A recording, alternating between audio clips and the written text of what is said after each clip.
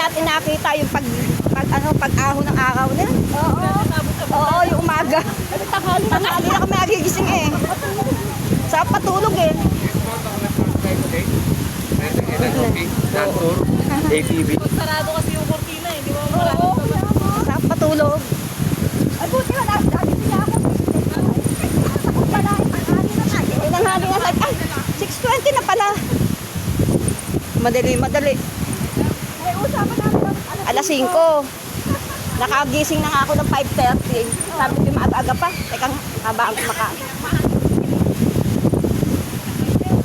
Masarap matulog. Tsaka maaga pa tayo natulog noon. Di tayo nanood.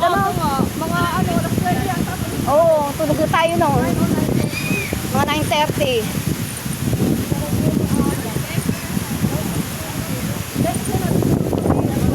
Ako nasa bahay mo. Alas 2. Oo, sa bahay nga eh. 11:30. Yung 12. Ay, nung nandito tayo, talaga naman natulog eh. Mary, papa mo kasulit sa tulog ayaw. Tutulog na naman. Paldong-paldo sa tulog si pare. Dapat gawin yung sport. Ang aga kasi nagpagdagising niyo pag pumapasok sa barangay. Pero pagka nandun sa atin, maaga, no? Opo, maaga po yung nagigising. Kasi napasok sa barangay.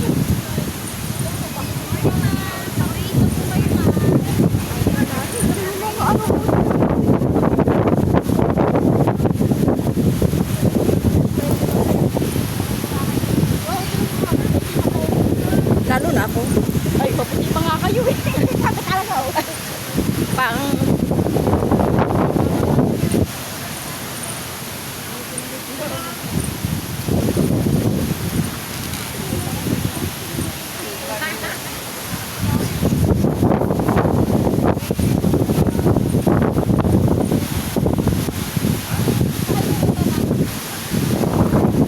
Bibili ng mga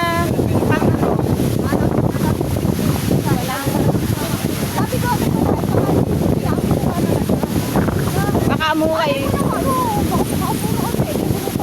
Makakabili pati tayo ng pang-uwi ng gano'n pagka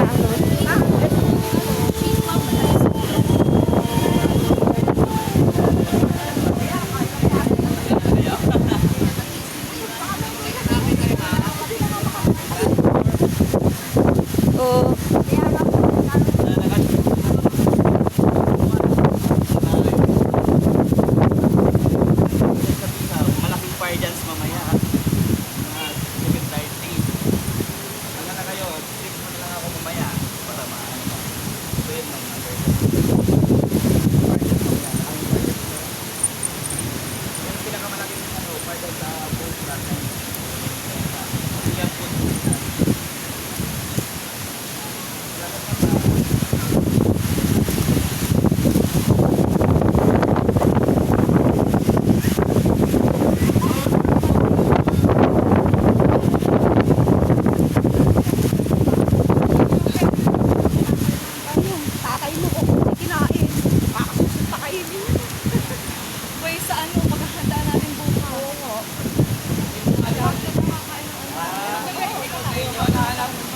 Mag-almusal na lang bukas. Huwag na tayo kumain.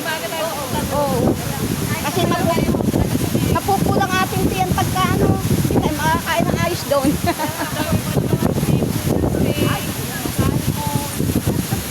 Siguro may tawa na may bawang. Hindi, kailangan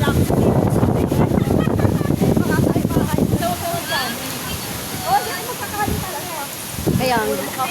Puro ulam. sa